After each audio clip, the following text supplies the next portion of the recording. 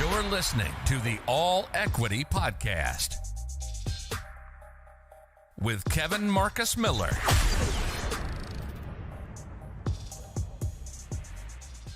I've traveled out with my husband. I've traveled out with coworkers. I've just never experienced like any type of racism or witnessed it. Never. And it could be because I was with a bunch of women. Now, many of those women it was a diverse group of women. So there were, some Hispanics, Caucasians, there were Blacks. Yep. I don't know. Just never experienced it. Do you feel like people judge you because of that? Like they're like, oh, I don't experience racism. Like, does that make you feel kind of way? Absolutely. Let's talk about that. Because I know I can feel what you're really saying, what you're trying to say. Break this down to me. Hold on. Yeah. So it could be because I've always been around a good, diverse group of people. So I did not experience any of that until I went off to college. And then once I went off to college, I was down in Savannah and I had my first experience of racism then. And I kid you not, when it happened, my heart dropped. And I went and got in my car, drove to a blank space somewhere. I don't even remember where it was in Savannah, but I just drove. There were no cars. There was no activity. It was just trees. And I just sat there and I was like, did I just experience this form of racism? Like, I've never had that. And I think part of it is my parents have done an amazing job of exporting us to different nationalities, because we were off in Italy for a little while because my father was in the military. So we were around a variety of families, especially during military game nights. And then they had like the kids out on the playground. So it wasn't just all, Black and brown kids. It was a variety of them. So I guess I would say that's one good thing about my father being in the military, because that's how I grew up. Now, what's interesting, I didn't realize, it may sound crazy and might get some slack for it, but whatever. It's okay. I did not realize that I was Black until I got to high school. Woo! Right. So, and the reason being is because my elementary school was extremely diverse. I didn't see color. And again, the way my parents raised us, we were in the military. So it was a variety of people. I got to high school, it was majority Black.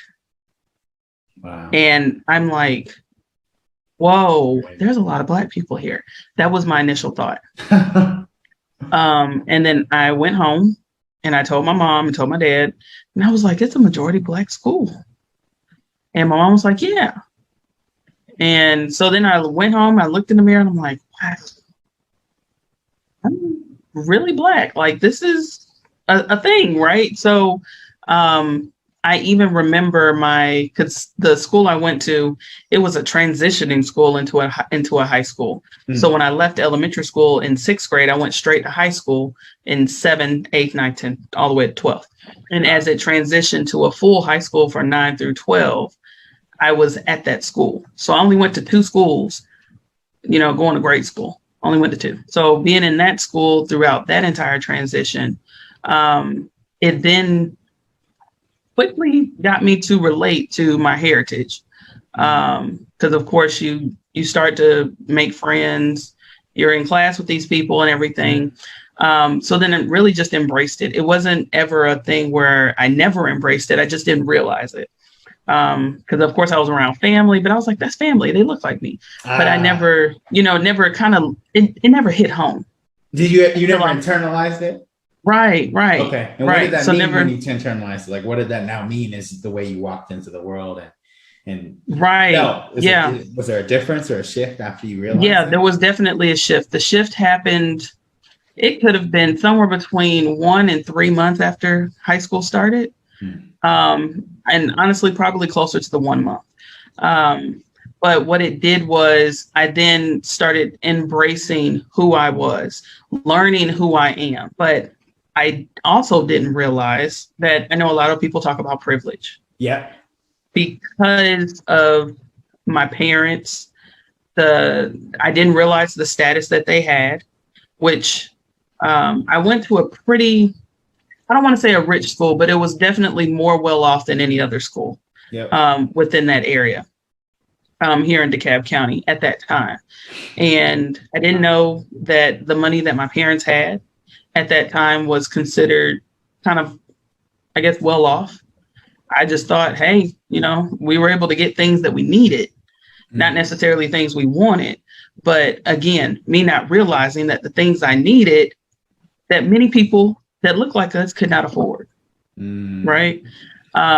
So even my friends, their parents had way larger houses than my parents. So we lived in a one level house. Nothing was wrong with it. Beautiful house.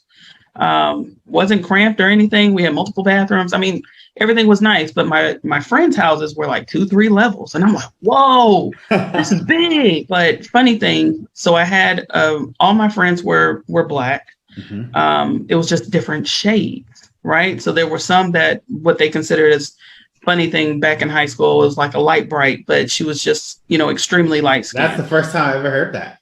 Yeah. It was it was like a joke that we had in high school, and she was cool with it. She laughed at it. Yeah. Meant no harm. Right. But she was extremely light skinned. And it came from somewhere deep down within her lineage where there was a white grandfather or great grandfather or something. And that's where her skin tone came from.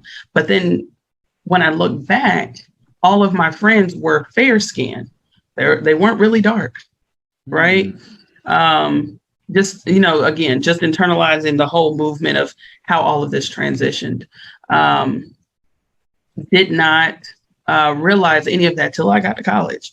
So when it was time to go to college, I then said I wanted to go to Georgia State University or UGA. Interesting thing, my mother was like, no, you need to go to an HBCU. Of course, I'm like, an HBCU? I don't want to go to no HBCU. I seen enough of that in high school, so that's what I was thinking. But my mother then, of course, sat me down and explained to me, why do HBCUs exist? And of course, me being young, naive, and I'm sitting here like, well, why do I need to go? I want to get the best of the best education there is. Got it. And I don't feel like I'm going to get that at HBCU. But again, so she sat me down, we had a conversation. After that conversation, I said, okay, well, maybe we need to go on some school tours. Right. So we started school tours that spring. And normally before you hit graduation, you know what school you're going to. I didn't know. I didn't make a decision. Wow. So UGA denied me. And then I received a full ride to Howard. I think it was Kentucky State, partial at University of Louisiana, and then partial at Savannah State. Wow. So then I'm like, man, all these large schools, I feel like I'm just going to be a number. But I was like looking and craving for like diversity, because I'm like, that's all I experienced before high school. And then here's high school and I don't see much of it. It's almost like you found comfort in the diversity. And so wanting to be outside of it is that's fascinating to me, because usually it's the other way around. Right. Exactly. And so I ended up deciding to go to Savannah State. And Savannah State was the first public HBCU in the state of Georgia. Oh, wow. So I said, well, I'll go there, because after we went through the school tours, I said, man, this school right here, I can really leave my footprint. Because at that point, I said, it's a small school, and I don't even remember how many students, but it really wasn't that many students on the campus. Wow. By the time I graduated, there were well over about almost 10,000 students, where it didn't have that many before. So I said, man, I'm really going to join, go and accept the application there. Got on campus. I kid you not, I felt so out of place. Really? I felt out of place. You felt like Black people was judging you. Absolutely. And so I get that. Even till this day, I still get it. I get it because I'm just going to go off of what I've heard. Wow, it's the way you speak. Right. You don't necessarily have that accent that you're in the South. Now, probably when I get a little bit more comfortable, that part probably comes out just a little bit. But because I was born in California, my father was in the military, so we went over to Italy. We were there for, I think, maybe about 3 or 4 years. And then we flew down to Georgia because that's where my grandmother lived. Gotcha. So isn't that crazy how white people still atone that? They atone like your accent, how eloquent you speak. Hi, Kevin. Nice to meet you. Right. They atone that directly with what's going on. But really, it has absolutely no correlation, right? There's no, it doesn't. Latinos, Asians that speak eloquently and has nothing to do with what you're saying. It never does. And, it's not even just people of other races. I get more slack from my own, about, Alysha's this, Alysha's that, and, or whatnot. But I've also created the space where I tell people, you can come and talk to me whenever, but other people, they know if you're not about your business, don't go to Alysha because she's not going to take the mess. Right. So where in your mind did that transition start to happen in college where you were like, you know what, eventually I do want to have my own business and I want to help other people have the same mindset I have about being about their business? And for me in college, there was a huge transition shift where I knew, like, in the back of my mind as a kid, I always knew I was going to be an entrepreneur. I just didn't think I could do it. Yeah. Okay. Was it the same for you? No, I would say, because me and my sister, we started working on business when we were in high school. Oh, and yeah, it started from just selling candy to selling Powerades to go on Saturdays. We were consigning our items at my grandmother's flea market, and pretty much learning negotiations. And then my uncle had a tire business.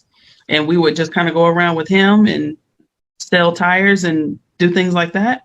Wow. That's cool. And then when computers became a thing, right? It was late 90s, early 2000. Look at me telling my age at this point. You good? I'll chop it out. I'll chop this out. It's all good. I don't care. But yeah, so then when computers came out, and at that point, people were still trying to learn how to use computers. So we were, drafting resumes and trying to fix them up and whatnot. So it's like always college been buddies, like you would try to do their resume. Right. Yeah. College and high school. Yeah. Because especially, for in high school, you had to have your resume to go to college. Right. You know what I'm saying? So we were doing stuff like that.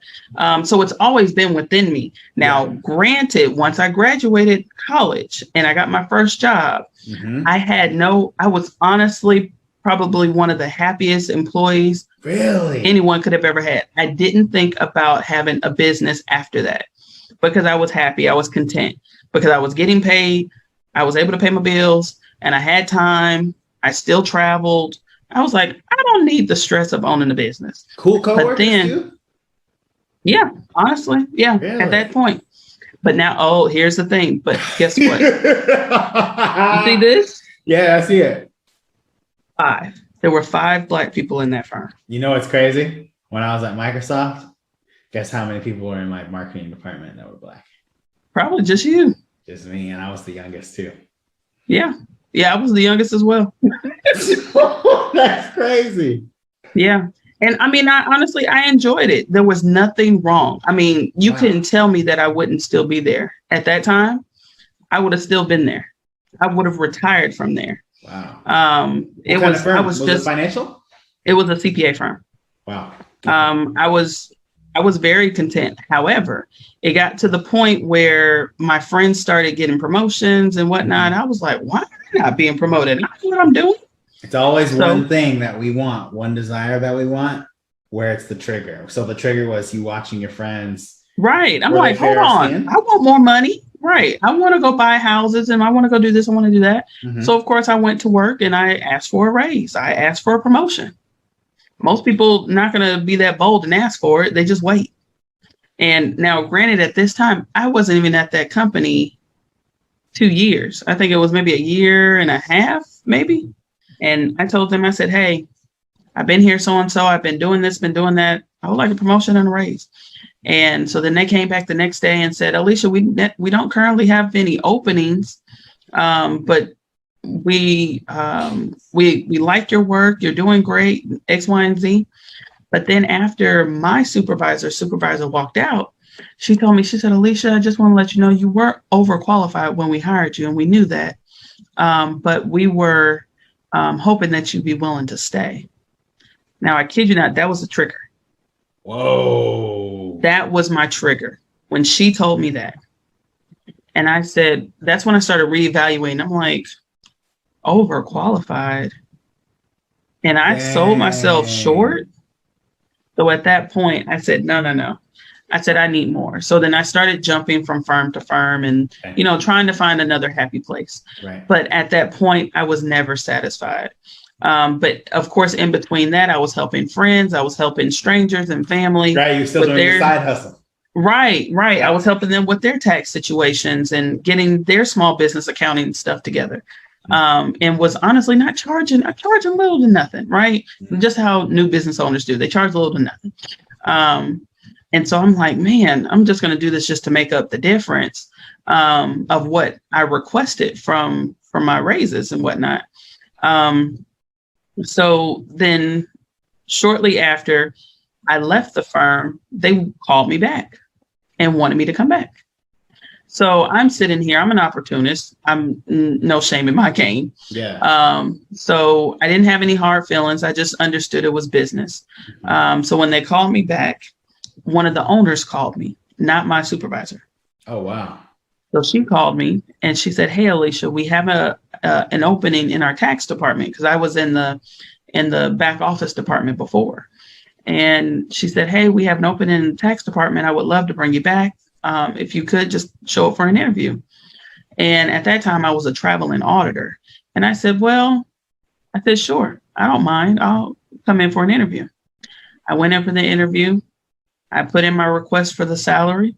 She gave me $3,000 over my salary request, which of course at that time was probably about $20,000 more than I was making. Wow. So I left for an additional 23. And I was happy all over again. Wow. But then, of course, more money, more problems, right? Right. And also more responsibility. So that stress starts coming in, huh? Yeah. Woo! So all the demands, all the stress, all that started coming in, and I'm thinking, man. How many years out of school are you at this point? How many years out of school are you at this point? So I graduated, I think we were right at 5 years. We were right at 5. I didn't even last time. Yeah, we were right at 5 years. Yeah. And so we were right at 5 years. Even then, because of the salary that they gave me, I was still happy. I wasn't as happy as that first time. Right. Right. But I was happy to an extent. But then it got to the point where I realized when I looked around and I saw the 5, I said, wow, 3 of us in this department, 1 in admin, 1 in IT. I'm like, wow. I started looking around. Then they, I guess they thought we were doing something else, but because I got a promotion and everything else, they started inviting me to go meet with the clients. So I said, oh, I get to see this side of it. So I started going to meet with the clients, going to their locations, going to the different conferences, meeting people. So I said, wow, this is what business is about. This is how they secure these deals. So I'm sitting there, I'm walking side by side. What are we doing? Who are we talking to? What are you saying? You're right. So I'm watching all of this. And so at that point, after I went on a couple, and I said, okay, we're doing the same thing over and over again. Right. And because I was a sponge, a complete sponge. So at that point, I'm like, man, I'm just going to put my own twist to this and be out. So I went and started my company. And that was 20, because I received my master's in 2013. 2015 or something like that? No. So I started the company in 2013. No, I got my master's in 2014. I started the company in 2013. But I was just doing small projects because I couldn't balance all of it too much. So after I graduated with my master's, requested my increase at work, and took that increase and invested it into my company to get it started. By the time I thought about that, okay, we need to go ahead and get this thing jumping, it was because my husband ended up getting injured right before we got married. Wow. And so if you know anyone who's ever gotten married, that you take off a lot of time from work to get all that stuff done. Well, right after we got married, I had to take an additional 4 to 8 weeks off to tend to my husband at that time because he had to have surgery. And then he had to learn how to walk again and all this other stuff. So my boss at that time told me, she said, Alysha, I can't allow you to work from home because you do not qualify to work from home. And I said, what? I don't qualify. I said, well, what do I need to do to qualify? And she said, well, your supervisor has to recommend you. And I said, well, let's talk to her, you know? She said, well, I already did. She didn't recommend you. So I went back to my supervisor and I was like, hey, I said, what do you need for me to recommend me to work from home? And she said, I didn't know you wanted to work from home. That was another red flag. I said, yeah, I said, I'm interested. Of course, I played it off. I didn't throw anybody under the bus. I said, no, I said, I'm interested. And she said, okay, well, let's schedule a meeting. We can work through this and whatnot. So then, of course, my supervisor went back to the lady that which is her supervisor, and shared the information. And of course, she quickly shared with her and said, no, she doesn't qualify. Right. So that part it's up. And so while I was at home, I told my husband, I said, something's got to change. I said, because the lady that I spoke with, I was hoping that she would be able to relate to me because she's married. She has kids. Yeah. And if your husband needed you at home, wouldn't you be there? But, supposedly the firm was family oriented, but that didn't happen. So at that point, I told my husband, I said, hey, I said, I have X amount of dollars in my savings. I'm going to go ahead and pull half of that, get my website together. I'm going to get my systems together and pay for some ads, and I'm out. And that's what I did. I spent probably about $1,000 on ads. And at that point, I got so busy. I didn't leave the job. I was still trying to work the job and work the business, but I failed. Okay, talk about that. Why did you fail? Because I couldn't balance the two. And anyone who knows about putting ads out, I mean, if you put the ads out the right way, your business gonna pop, blows up. And that's what started happening. Did you do a Facebook ad with a video, or did you do photo? So it was photo on Facebook, and then I did a photo on Google Ads. But between the two of them, a lot of people don't know, do the both. Right. You can't just put all your eggs in one basket. Right. So I did between those two. And then I was putting, I did like a bot on LinkedIn to connect with people and get in people's inboxes and things like that. Yep. So that's how I was getting connections. And you learned that yourself because you had the time to figure it out. Yeah, I had, but right. I put in the time. Money to hire a freelancer to do it. Correct. Yeah. Correct. Of course. It's either you got the money or you got the time. And I had the time. Right. Absolutely. So, so I ended up doing that. Come May, I took my known vacation right after tax season. My husband and I went to New Orleans. We enjoyed ourselves. I came back from New Orleans. I think I was at work for maybe a week and a half, maybe 2 weeks. I woke up, and I kid you not, that's how I know how everything moves and it's in the right way. Right. So I woke up. Well, I'll say the night before, I was a little uneasy. I had a hard time going to sleep. And my husband and I, we were sitting down, we were talking, and he was having a hard time going to sleep. And I said, I don't know. I didn't think too deep into it. We just talked until we went to sleep. I woke up with butterflies in my stomach. And I'm sitting here thinking, whoa, why do I have butterflies in my stomach? What is going on? So I woke my husband up because he worked nights. So I woke him up and I said, hey, I don't feel like I need to go to work today. I said, something's up. I just don't know what it is. I said, but I don't have a good feeling. So I sat in bed. I typed up the email to say I wasn't coming to work, but then I didn't send it. Something told me to go in anyways. So I went in, but I stopped. Something told me not to rush. I kid you not. Like, I was listening to every voice that was coming to me. It was like, grab you breakfast, just relax, don't rush into work. And I was like, okay. So I went to Chick-fil-A, went to Starbucks. Then I walked into the office. It was about close to 9:30. We're not supposed to be in the office. We shouldn't show up in no later than 9. And then you get a 15-minute grace period. I was like, forget it. I'm showing up at 9:30. So I showed up at 9:30. I log into my computer. Everything's moving so slow. And I'm like, what is going on? And then I log into the task system. And I saw that all my tasks were reassigned. I was like, shoot, this is why I didn't need to come to work. Right? So then I'm like, well, I might as well just go and enter in my time that I had for the previous days. I'll just do that and go back and read all my old emails that I never read. So as I'm starting to do that, next thing you know is lunchtime. And then here's another voice that says, go to lunch. So I said, okay, I'm going to go to lunch. I go to my car. I don't remember where I went to lunch. And then I came back, sat in my car. I went to lunch for a whole hour. Now, remind you, I was already 30 minutes late. Right. So I went to lunch for an hour, came back. And then I said, okay, well, let me go back in. Still no work. Because I told my supervisor before I left, I said, hey, I'm running low on work, blah, blah. She said, okay, I'll get that fixed out. No worries. Yep, I've heard that before. I know right. that. Mm-hmm. Yep. So then I'm sitting there twiddling my thumbs. So I'm like, well, I guess I'll just check my personal email at this point. So I started checking that or whatnot. Next thing you know, I get a call from my supervisor.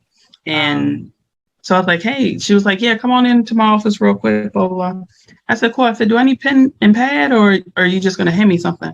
She said, yeah, bring the pen and pad. It's fine. And I said, okay. So I thought, oh, maybe we're getting some training in. Because that's usually what happened when you ran low on work, you usually shadow somebody. Gotcha. So then I was like, okay, cool. So I walk in, I see HR, I see her. Woo! And I'm looking. They hit you with the triple. I said, what? I said, hey, what's going on? Well, first, when I peeped up, I said, oh, I'll come back. She said, no, come on in. So I said, oh, okay, hey, y'all, what's going on? My normal thing, right? And she says, yeah, have a seat. So I have a seat. Then she hands me this packet of paper, right? And she just says, here, read this. And let me know what you think. I said, okay. I start reading. I said, what? And I put it down. I look at it, put it down. I look up at her. I look down again. And I said, what's up with this? What's going on? And she said, she started turning red. And then the HR next to me, she just says, Alysha, we just don't believe you're a good fit for the firm anymore. And I looked and I said, but you just gave me a promotion and a raise. I don't get what's going on here. And so then the lady in front of me, who was one of the partners, she said, well, Alysha, you were supposed to have a meeting with your supervisor on this day. Did she not explain to you what would happen if this? I said, no. I said, we went to go grab pizza that day.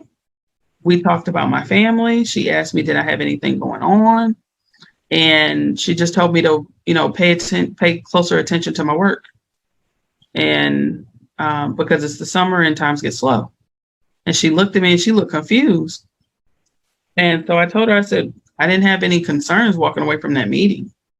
So I said, and she didn't give me nothing. So why would I think that my job is on the line? And she was like, well, that's not necessarily how that meeting should have gone. And I'm like, so I'm getting fired for no reason? And she said, well, no, you had some issues with this and that or whatnot. Now, granted, some of the issues that she brought up are legitimate because I wasn't paying attention. I was paying attention to my business. Okay, that's honesty. I appreciate you saying that. Yeah. And honestly, yeah, but some stuff I was like, okay, this is straight BS. But the other stuff, okay. Now, granted, I wasn't going to fight them because I knew I was like, well, this is your blessing to leave. Right. And it's interesting that you say that, because exactly my words. Yep. I said, wow. I said, this is the blessing that I asked for. And she said, well, what does that mean? I said, if I explained it to you, you wouldn't understand. Exactly. And so I took my paperwork. She said, well, there's a severance package in the back. There's your last pay stub. There's this, that, whatnot. And I said, oh, okay. I said, well, thank you for the opportunity. I said, I appreciate it. And she said, you're welcome and have a great day. So I walked out, went to my office. Now, one thing that I definitely noticed, everybody's door was closed as I was walking out her office. Everybody's door was closed. So I'm like, wow, the doors are closed. What's really going on? So I felt like at that point, everybody knew that I was being let go, where many people said that they were shocked. But in terms of the department I was in, I feel like the entire department already knew, right? Because the department was so small. I mean, it was like 8 of us, maybe 9 of us. And we met every Monday. So I was like, it couldn't have been random. But let me tell you also how God really works, because I cleaned out my office before we went to New Orleans. So when the lady, and I didn't know why. And again, I was just following what was being brought to me. The lady said, oh, I got a box for you. I said, ma'am, I don't need a box. I said, I don't have much here. She said, oh, you cleaned your office out? I said, I cleaned it out before I left for New Orleans. And so then I told her, I said, well, what do you want me to do about my time? And she said, oh, you didn't put in your time? I said, no, I put it in at the end of the week. I never put it in every day. I said, it takes too much time. I spend less time doing it once a week. And she said, oh, okay, well, just write it down and then we'll pay you out. I said, okay. So I wrote it down. I said, I need to take a picture so I make sure that my time matches my pay stub. So I did that, and then I started walking out. And as I walked out, I went to my car. And by the time I got on the freeway, a couple of my coworkers called me. Whoa. They said, Alysha, we just got the email. Are you okay? And I said, I'm fine. I said, I was shocked, but not really, but I'm fine. I said, they gave me enough severance to last me and my husband 6 months. And they said, they paid you a severance. I said, let me tell you something. I said, this was all a political move. I said, I'm not crazy. And, I'll take my blessings as they are. I said, it's enough for me to go and build my business the way I need to. And me and my husband not worry about a darn thing until tax season comes again in January. So I was able to pay all of our bills through December, the end of December of that year. And they let me go. And it was real strange, because they let me go on May 31st of 2017. Now, for anybody who's ever been let go from a job, if they let you go at the end of the month, your benefits stop that day. Right. But I went to the doctor and everything about a week or two before. Got everything checked out. So I didn't need to go to the doctor for another year. Wow. Everything worked out the way it needed to. And not the way that I thought I wanted it to happen, because I said I was going to stay until December 31st. Right.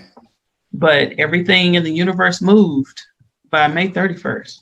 You know what I mean? So a whole 7 months before. So, at that point, I'm like, man, this is crazy. I called my husband, told him about it. He then said, he was like, why are you joking? Because my husband and I were goofballs with each other. Oh, okay. So you really thought you were playing. He thought I was playing. I said, babe, I got fired. He was like, stop playing. They just promoted you. Why would you get fired? I said, I'm not playing. I got the paperwork with me. I'm on my way home. Because it was maybe about 2:30. And he was getting dressed to go to work. Because remember, I said he worked nights. So then I got home. And he was like, I'm about to head to work. He was like, but I'm about to turn around. I'll meet you at the house. So when he met me at the house, I gave him a packet. It was probably about that thick.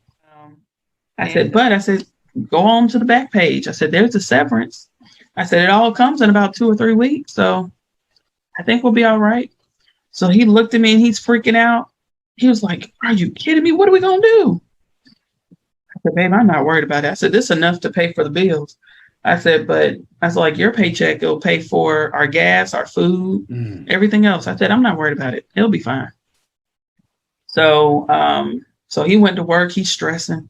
And I kid you not, he called me at least 5 or 6 times while he was at work. Yeah. You all right? Everything good? Right. But I kid you not, I was so motivated to the point where I was doing cold calls and landed a client. Yeah, landed a client doing cold calls by 6 p.m. that night. I wasn't playing. I was not playing at all. Now, granted, yes, I landed a client, and just with all transparency, I charged that client $150 a month.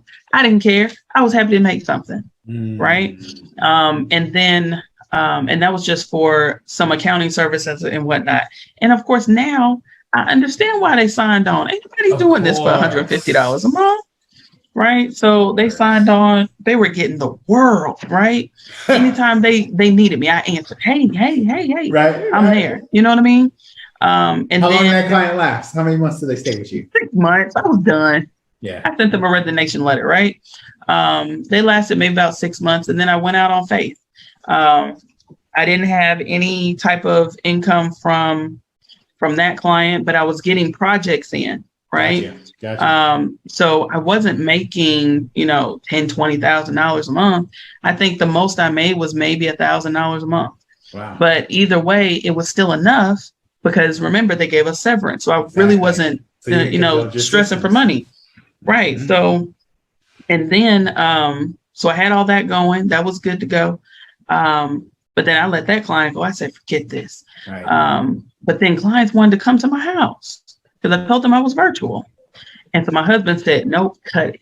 You need an office. Don't bring these people to this house. So I said, okay. I said, that's fine. So November of 2017 came. I signed a lease. In the building I'm still in now. I'm just in a different office. Signed on with that and moved in. Next thing you know, and I can't stress enough to any business owner that says they can't afford brick and mortar, or they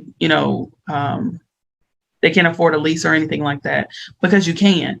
And I say that because I had a client that was paying, multiple clients that paid me up to maybe about $1,000 a month. Right. My rent at that time was $450 a month, right? So now I'm almost 50% out, right? Yeah. So I was like, man, how am I going to pay for this? But then it got to the point where nothing was coming in. But thank God I'm a saver, because that was the only way that any of this moved. I didn't spend a dime unless I had to. Did you also leverage credit too to build your business? Oh, absolutely. Yeah. And that's part of what I call the privilege side. That's how me and my husband, we kind of goof about that. But my parents made sure my sister and I understood credit, understood banks. Incredible. And we started working on our credit when we were 15. Amazing. So by this time, I've already had at least 10 plus years of credit. So I was able to go and request, hey, can I get a credit limit increase? Next thing you know, people are like, oh yeah, here's 20,000. Right. Here's 15,000. Here's 10,000. And I'm like, whoa, they're just giving this away. And my husband was like, I can't do that. Cheat code for people listening. Use the credit card for your Facebook ads. Oh, absolutely. I still do that now. Still got to do that all day. No, I still do that. I don't pay cash unless I'm required to pay cash. Right. Right. But now don't get it twisted. I still pay my credit off. It don't just sit there. Right. Yep. But yeah, I definitely use that. I don't use my cash to get business. Yep. I use the credit to get the business. And then when the business pays, boom, we pay the credit card off. So, oh no. And that's, again, what some other people will say, oh, that's privilege. If so, then I'll take what I can get. Right. Yeah. But I leverage credit no matter where I go. People look at it as a bad thing. But if anyone who listens to, who was that, Grant Cardone? Yeah. He leverages credit all the time. Right. I spent an entire summer researching credit, finance, budgeting, accounting, taxes, and never made it to the stocks. I started stocks way late in life. But I did all this research. So if you told me that you had like a 400 credit score, I could tell you exactly how to get it up. That's not my specialty. I don't advertise it. Gotcha. I do it for friends and friends only. But I kid you not, like doing that research for that summer of that 2 or 3 months, it changed my life. I love the hustle. I love the hustle. Oh my, I'm so inspired. I'm literally, after I'm done with this, I'm about to go hop on some YouTube videos and keep watching more stuff. Because I got a couple of plays I'm putting together, and I know. Yeah, and YouTube wasn't even a thing back then. I was sitting there scrambling. Things were like cartoonish back in the day when I was researching. And I mean, it was breaking it down like, hey, this is the positive bank balance, negative bank balance. Wow. Here's credit. Do this and do that, and how it leverages and moves. And I'm just like, what? But when I go and look at now, if I go search online, it's pretty black and white. They'll have some photos, some stock photos and whatnot. They didn't have that back then, like in the 2000s. So things looked completely different. And there wasn't that many websites out either. So I was going back and forth to the same websites. So in closing here, in terms of what you're looking for today, what inspires you today, what type of clients your preferred, your VIPs, what type of clients and niche are you focused on now, and how can people connect with you? Absolutely. So, just going back to my roots, diversity, equity, and inclusion consultants. Those are my heartbeat, because I understand. I'm here for the fight, the same one that you are. That's our niche. Now, do we have other clients? Absolutely, we do. I'm a smart businesswoman. I won't deny that one, right? But I have my niche. I have my passion. I will say over half of our clients are DEI, but again, smart business, all through here. Now, in terms of like services that we provide, that would include tax preparation, accounting and bookkeeping, and tax planning and strategy.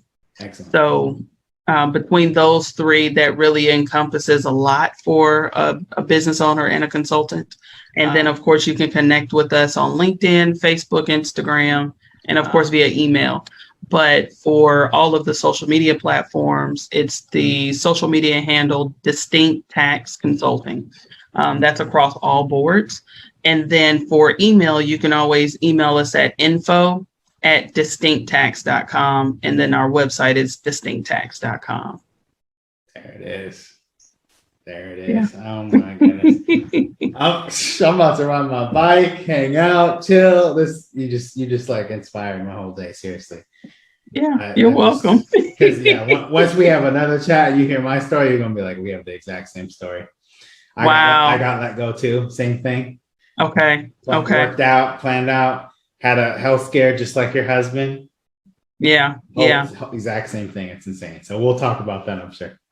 Wow. Yeah, crazy. We definitely gotta connect on that one. I want to know. Yeah, for sure. Awesome. All righty. Everybody, thank y'all for tuning in to All Equity Podcast. You know what time it is, and we'll see you next time. Thanks for tuning in to the All Equity Podcast. Until next time.